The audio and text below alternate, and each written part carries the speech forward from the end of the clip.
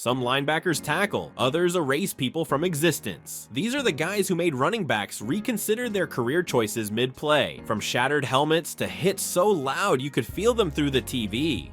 They weren't just defenders, they were human wrecking balls with bad intentions. These are the guys who turned the middle of the field into a danger zone. The kind of players who didn't just make tackles, they made statements. Whether it was old school enforcers or modern day missiles, these linebackers brought pain every time they stepped on the field. Let's count down the top 10 hardest hitters the NFL has ever seen. Before the NFL had mic'd up trash talkers, camera-thirsty superstars, and linebackers doing TikTok dances after sacks, there was Sam Huff, the original enforcer. He didn't care about stats. He didn't care about flash. He cared about hitting people so hard they questioned their life choices. Huff played in the 1950s and 60s, an era where helmets were basically soup bowls with chin straps, and most quarterbacks looked like insurance salesmen. But even in that brutal era, Huff stood out as a certified menace. As the heart of the New York Giants' umbrella defense, he made it his personal mission to destroy anything that moved between the tackles. He wasn't just a tackler, he was a headhunter with a playbook. He finished his Hall of Fame career with 30 interceptions, 17 fumble recoveries, 5 Pro Bowl selections, 4 All-Pro honors, and he played in 168 games over 6 years, 13 seasons. And let's be clear, stats barely tell the story here. Back then they didn't record tackles the way we do today, but anyone who lined up against Sam Huff could tell you, he didn't wrap you up, he leveled you. In 1960, Huff was the star of an NBC special called The Violent World of Sam Huff, the first time a defensive player had ever gotten that kind of national spotlight. He was also the first NFL player mic'd up by NFL Films, and the audio was everything you'd expect: pads smacking, threats being issued, and Huff talking smack before knocking someone into next week. He started his career with the Giants, helping them reach multiple NFL championship games. Then, just to keep things spicy, he finished his career with Washington, where he played 5 more seasons and continued to make running backs regret their decisions. Sam Huff wasn't just the blueprint for the middle linebacker position, he was the guy who invented the attitude that came with it. Every linebacker who ever strutted out of a tunnel with bad intentions owes a debt to the man in number 70. He made the middle of the field his own personal minefield, and if you were brave or dumb enough to enter it, Sam was happy to welcome you with violence.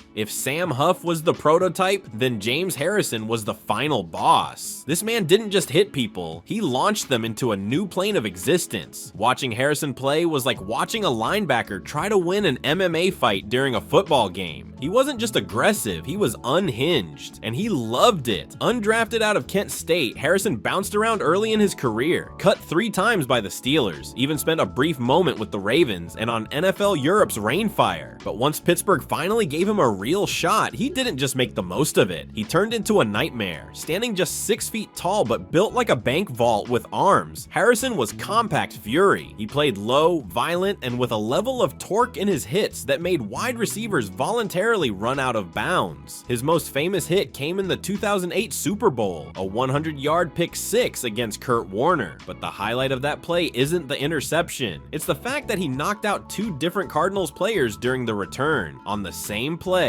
in a Super Bowl. That's James Harrison in a nutshell. If you were anywhere near him, you were getting folded. He didn't care if you had the ball or not. You were in the area code? That's good enough. Over his career, Harrison racked up 84.5 sacks, 34 forced fumbles, 9 fumble recoveries, 8 interceptions, 793 total tackles, and 2 touchdowns. He was a 5-time Pro Bowler, a 2-time Super Bowl champ, 2008 NFL Defensive Player of the Year, and made the All-Pro team twice. And let's not forget, he was fined more times than most players get paid. The NFL practically had a side hustle charging Harrison for excessive violence. The man once got fined $75,000 in 1 week for 2 hits. He treated quarterbacks like they owed him money. He wasn't just a legend in Pittsburgh, he was Pittsburgh. He was the human embodiment of terrible towels and unfinished steel. Mike Tomlin didn't unleash him. He just pointed him toward the ball and said, "Go ruin that guy's day." Even at age 39, he was bench pressing 400+ pounds like it was laundry day. He was doing squats with more weight than most linemen even attempt. He was a football player built in a mad scientist lab, fueled entirely by rage, revenge, and raw meat. And when you look back at the hardest hitting linebackers in NFL history, Harrison isn't just on the list, he is the list. He made guys fear the middle of the field again in an era that was trying to get safer. And while the NFL was throwing flags and handing out fines like candy, Harrison just kept doing what he always did, showing up, hitting hard, and leaving bodies behind. Some guys rushed the passer. Derrick Thomas hunted them. If you were a quarterback in the 90s and saw number 58 lining up across from you, you had two options: pray or run. And even then, running usually didn't help. Thomas came into the league like a tornado with bad intentions. From day one, it was clear this wasn't just a linebacker, this was a heat-seeking missile with a playbook. He was fast, lean, explosive off the line, and absolutely relentless. Most pass rushers win with strength or finesse. Thomas, he won with terror. He bent the edge like physics didn't apply to him, and when he got to the quarterback, he didn't just bring them down, he planted them. The numbers? Ridiculous. In just 11 seasons, all with the Chiefs, Derrick Thomas recorded 126.5 sacks, 41 forced fumbles, 19 fumble recoveries, 3 safeties, 1 interception, and over 600 tackles. He made the Pro Bowl 9 times, was a 2-time All-Pro, and was eventually inducted into the Pro Football Hall of Fame in 2009. Oh, and let's talk about the greatest single-game sack performance in NFL history. On November 11th, 1990, Derrick Thomas had 7 sacks in one game. 7 against Seattle's Dave Krieg. And if you want the full heartbreak, he almost had 8. He literally missed the record-breaking sack on the final play of the game. Krieg ducked him, threw the game-winning touchdown, and Thomas was reportedly so pissed that he didn't speak to the media afterward. Man took violence personally. Thomas wasn't just a pass rusher, he was a spectacle. Arrowhead Stadium roared every time he stood up in his stance. He played with that rare blend of flash and fury. He'd beat you with speed, spin off you like a ballerina made of knives, and then explode into the quarterback like a car crash. And yet, off the field, total opposite. Quiet, charitable, a leader in the Kansas City community. He was the classic case of the switch flipping on Sundays. Monday through Saturday, gentlemen. Sunday, absolute problem. Tragically, his career and life were cut short in 2000 when he was paralyzed in a car accident and later died from a pulmonary embolism. He was only 33. The league didn't just lose a legend, they lost a force of nature. But his legacy lives on, not just in the record books or the Hall of Fame, but every time a young edge rusher flies off the line with speed and fury, you can bet they studied Derrick Thomas. He didn't just set the standard, he was the standard. If the NFL had a warrior spirit, it wore number 55 and answered to Junior Seau. He wasn't just a linebacker, he was an event. Every snap, every hit, every sideline-to-sideline sprint was delivered with a level of intensity that felt borderline spiritual. Junior Seau didn't play football, he lived it. And if you were on the other side of the ball, you felt it. Drafted 5th overall by the San Diego Chargers in 1990, Seau stepped onto the field like he had something to prove, and never stopped proving it. He played the game with a kind of ferocious grace, a blend of raw athleticism, intelligence, and pure energy. He didn't just make tackles, he arrived with thunder. Every hit had emotion behind it. Every stop felt like a personal message. Not on my field. He was 6'3", 250 pounds of fast twitch muscle and bad intentions. Whether he was blowing up a running back in the backfield or flying into a passing lane to bat down a ball, Seau always seemed to be everywhere at once. Watching him was like watching a heat-seeking missile in shoulder pads, powered by instinct, caffeine, and maybe a little divine rage. Over his 20-year career, yes, 20, Junior Seau put up monster numbers: 1,849 total tackles, 56.5 sacks, 18 interceptions, and 11 Pro Bowl selections. He was named first-team All-Pro 6 times, and was the face of the Chargers' defense through the entire 90s. In 1994, he led the Chargers to their first and only Super Bowl appearance. And even though they lost to the 49ers, nobody questioned who the alpha was. Seau played like his life depended on it. He went on to play for the Dolphins and Patriots, even making it back to the Super Bowl again with New England in the twilight of his career. And even then, well into his 30s, he was still out hustling guys 10 years younger. Age didn't slow him down, passion wouldn't allow it, but Seau's impact wasn't just in the numbers, it was in his presence, his voice, his leadership, his ability to rally an entire locker locker room with one speech and carry a franchise on his back for 2 decades. He was respected, loved, and feared in equal measure. Tragically, Seau's story didn't get the ending it deserved. In 2012, just 2 years after retiring, he died by suicide. It was later revealed he suffered from CTE, a neurodegenerative disease linked to repeated head trauma. His death shook the NFL to its core. It put a face to the league's concussion crisis and forced a very public reckoning with how violent the game really is. But while his passing raised important questions, his life left a legacy no one can touch. He was inducted into the Hall of Fame in 2015, and today his name still echoes through San Diego like a legend passed down through generations. Junior Seau was more than a linebacker. He was a symbol, a storm, a leader whose heart was as massive as his hits. And whether you saw him play live or just caught the highlights, one thing's for sure, you never forgot him.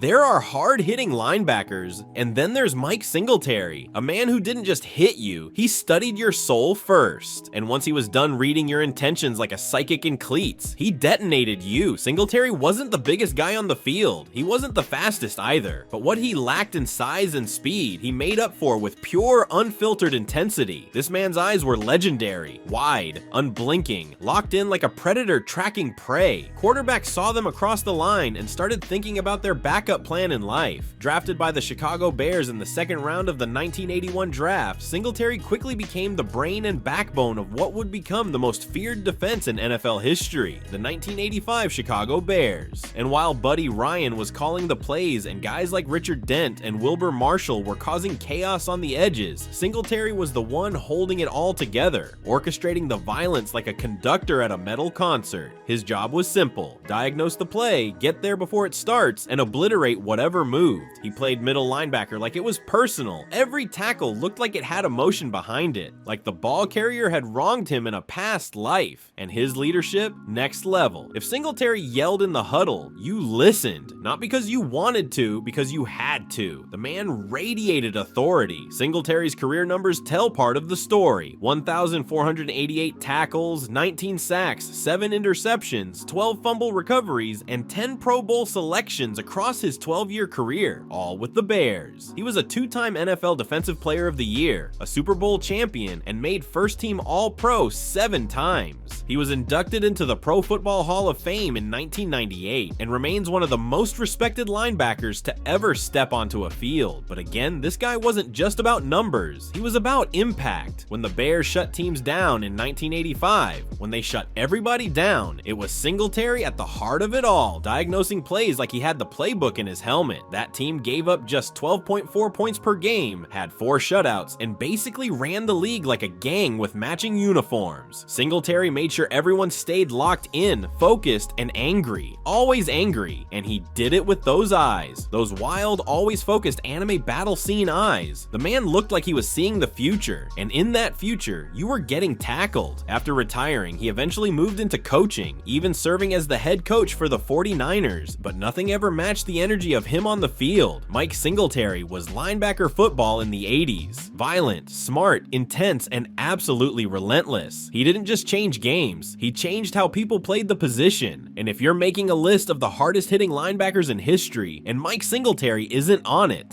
tear up the list. You're doing it wrong. Patrick Willis didn't play football, he patrolled it. When he stepped onto the field, the vibe shifted. You felt it. Opposing offenses felt it. Even fans at home could feel it through their TV screens. Willis wasn't just a linebacker, he was a problem. A pure, fast, hard-hitting menace who flew around the field like a guided missile wearing number 52. Drafted 11th overall by the San Francisco 49ers in 2007, he didn't ease into the NFL. He kicked the door down and immediately started wrecking shop. In his rookie year, he led the entire league in tackles with 174 and won Defensive Rookie of the Year by a mile. From the jump, it was clear. This guy wasn't just another linebacker, he was the next one up. Willis was 6'1", 240 pounds of controlled fury. He had track speed, wrestler strength, and linebacker instincts straight out out of a video game. He didn't just tackle you, he wrapped you in regret, and he didn't just show up in box scores, he showed up on highlight reels, making hits that echoed in your chest. Across just 8 seasons, yeah, only 8, he put together a resume most guys couldn't dream of in 20. 950 total tackles, 20.5 sacks, 8 interceptions, 16 forced fumbles, 2 defensive touchdowns, and 7 Pro Bowl selections. He was a 5-time first-team All-Pro, the best linebacker in football for half a decade, and the beating heart of a 49ers defense that became a nightmare to play against. But what really set Willis apart wasn't just the stats, it was how complete his game was. He could cover tight ends one-on-one, he could stuff the run at the line of scrimmage, he could blitz, scrape, shadow, lead, and finish. No weaknesses, no let up, just consistent violence and elite football IQ week after week. And yet, he was never flashy, no crazy celebrations, no headlines, just quiet dominance. Teammates said he led by example, coaches said he was a dream, opponents, they didn't say much, mostly because they were picking grass out of their helmets. He helped lead the Niners to a Super Bowl appearance in 2012 and was the emotional anchor of that squad through its rise. But then, just as quickly as he rose to power, he walked away. In 2015, at just 30 years old, Willis retired. Foot injuries had taken their toll, and he made the call before his game declined. He walked away while still elite, something almost no star athlete has the guts to do. And while his career was short, his impact wasn't. Ask anyone from his era, players, coaches, fans, and they'll tell you Patrick Willis was that dude. The linebacker with no holes in his game, the guy who could dominate without saying a word, a true throwback in a modern era. He's not in the Hall of Fame yet, but let's be real, that's just a matter of time. He passed every eye test, every leadership test, and every please don't kill our quarterback test. Patrick Willis hit like a truck, moved like a sports car, and led like a general. And if he played just a few more seasons, we'd be talking about him in the same breath as Ray Lewis and Butkus. Hell, some of us already are. There are linebackers who play with an edge, and then there's Jack Lambert, who played like he was the edge. This dude didn't just hit people, he hit eras. When you think of 70s football, mud, blood, busted helmets, and raw violence, you think of Jack Lambert. He was the heart of the steel curtain, the backbone of a dynasty, and the reason receivers were too scared to cross the middle without a will and a priest. Now let's set the scene. 6'4", 220 pounds, razor-thin frame, bony elbows, and most famously no front teeth. He looked like a horror movie extra who wandered into an NFL game and decided to stay. He didn't wear gloves, he didn't wear sleeves, he wore rage, and he backed it up every Sunday. Lambert was drafted in the 2nd round in 1974 by the Pittsburgh Steelers, and within a season he'd taken over as the team's starting middle linebacker and never looked back. He anchored the middle of the most feared defense of the decade. The steel curtain was built on guys like Mean Joe Green and L.C. Greenwood, but it was Lambert who made the whole thing tick. He didn't just make tackles, he set the tone, with attitude, with fire, with straight up violence, and the numbers. Oh yeah, he had those too.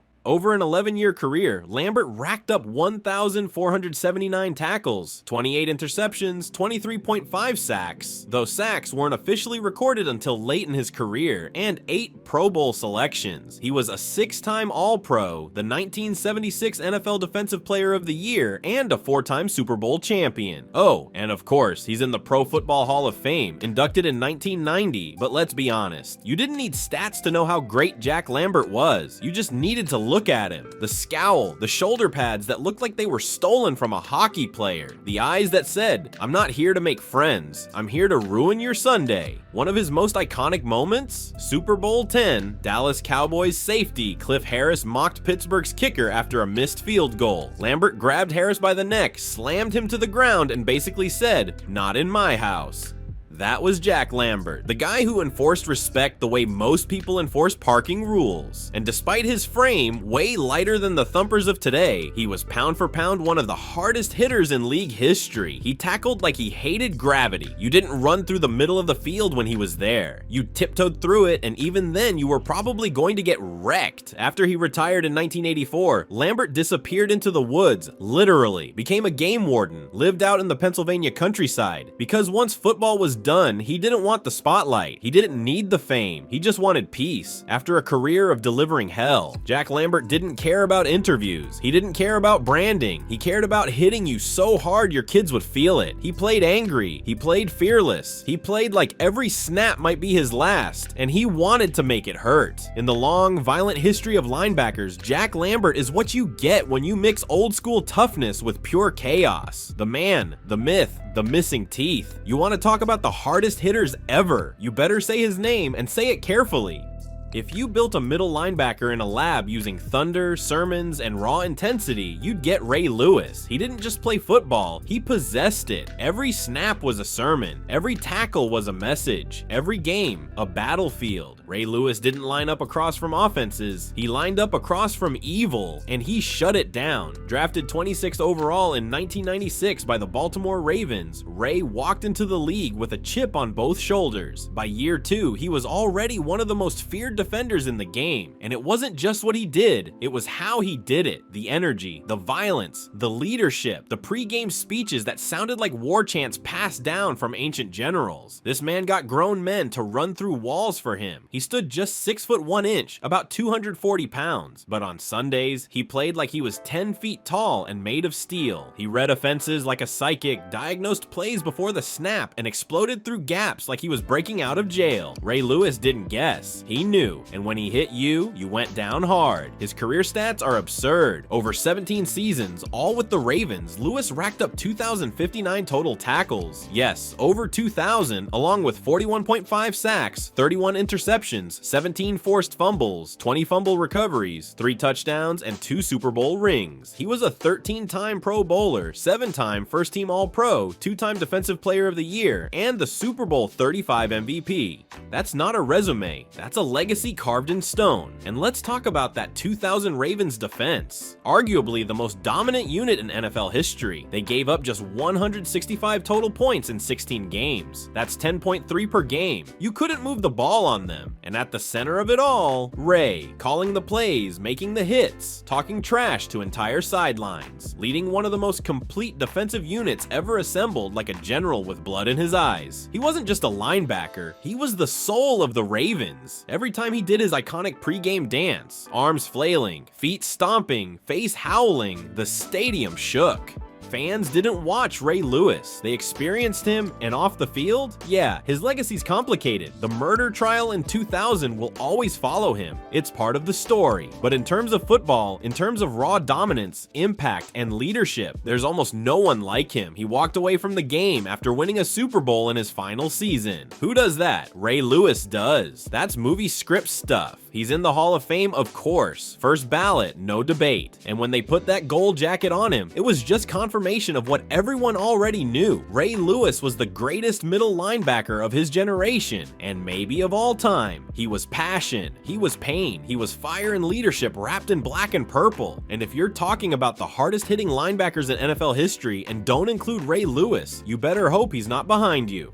Before Ray Lewis was doing sermons on the field, before Jack Lambert was throwing hands with safeties, before anyone even imagined calling it targeting, there was Dick Butkus. And Butkus didn't hit people, he erased them. If you played offense in the 1960s and your schedule said Chicago Bears, you circled that game. And not because it was important, you circled it because it might be the day your career ended. Number 51 was on the other side, and he didn't care about your stats, your contract, or your dental coverage. He cared about hurting you. Butkus was drafted 3rd overall by the Bears in 1965, and from the moment he put on that helmet, the NFL changed. Linebackers weren't just run stuffers anymore, they were enforcers. He was 6 feet 3 inches, 245 pounds of pure violence with a scowl that looked like it was carved into granite. If you crossed the middle and Butkus was in the area, that was your last mistake. His playing style? Imagine a grizzly bear playing bumper cars. He had one goal: find the ball carrier and make him regret all of his life choices. His hits were so brutal, offensive linemen literally complained to refs and coaches. Not about holding, but about being scared. His career was only 9 seasons long, but it didn't need to be longer. Butkus packed a Hall of Fame resume into a decade of pure punishment.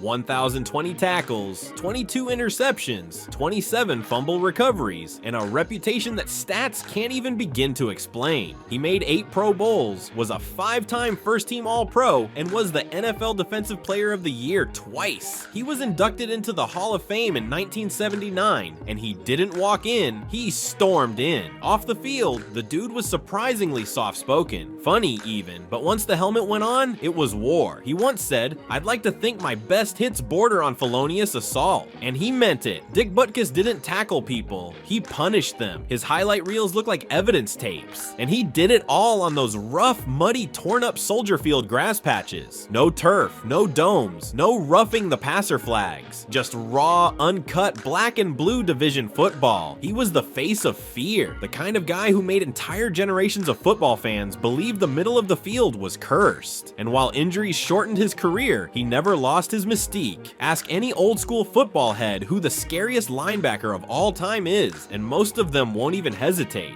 Butkus. That's it, just the name. It's all you need. He didn't just define the linebacker position, he redefined it. He gave it teeth, he gave it soul, and more than anything, he gave it fear. Dick Butkus wasn't a football player, he was football personified, violence in a jersey, and if you ask the guys who lined up across from him, they're still trying to forget. There are game changers. And then there's Lawrence Taylor, the guy who redefined what was even possible at linebacker. Before LT, linebackers were tough, disciplined gap fillers. After LT, they were weapons of mass disruption. He didn't just play defense, he ruined offenses. Entire blocking schemes had to be rewritten, playbooks had to be burned. Quarterbacks started seeing shadows off the edge that weren't even there because they were terrified that he was. Drafted second overall in 1981 by the New York Giants, Taylor walked into the NFL like a natural disaster. From the moment he stepped on the field, he played with a speed, power, and ferocity that nobody had ever seen before, and nobody knew how to stop. He wasn't a linebacker in the traditional sense. He was a heat-seeking missile in shoulder pads. Whether he was rushing the passer, tracking down a running back, or just straight up destroying a tight end in pass pro, LT didn't care who you were. If you had the ball, or looked like you might, he was coming for you. The numbers? Stupid good. Over 13 seasons, all with the Giants, Taylor racked up 132.5 sacks, 1,089 tackles, 33 forced fumbles, 9 interceptions, and 2 defensive touchdowns. He was a 10-time Pro Bowler, 8-time first-team All-Pro, and the only defensive player in the last 40 years to win NFL MVP. Not Defensive Player of the Year, the whole thing. He also won Defensive Rookie of the Year and Defensive Player of the Year in the same season. That's not a career, that's a biopic. And then there's the tape. The highlights don't look real. He comes around the edge like a train with no brakes. He lifts quarterbacks off the ground like they're made of paper. And the fear, you can see it on guys' faces. Offensive coordinators started assigning 2 blockers just to deal with him, sometimes 3. He invented the modern edge rusher. Before him, you sent pressure. With him, pressure lived in the backfield. He also played with unfiltered rage. He wasn't trying to sack you. He was trying to end your drive, your confidence, and possibly your career. He once hit Joe Theismann so hard it literally ended his season and became one of the most infamous injuries in football history. Taylor's reaction? Genuine panic, because even he didn't mean to break the guy that bad. And look, we've got to be honest, LT's off-the-field life was chaos, drugs, arrests, rehab, repeat. The man partied like it was a sport, and if the NFL tested back then like they do now, he probably wouldn't have made it through a full season. But none of it changes what he did on the field. When the lights were on, nobody could stop 56. He won 2 Super Bowls with the Giants, got inducted into the Hall of Fame in 1999, and to this day, if you ask any old school fan, any coach, any terrified former quarterback, who's the greatest linebacker of all time, they'll probably just say 2 letters, LT, because he wasn't just the best, he was the blueprint, the nightmare,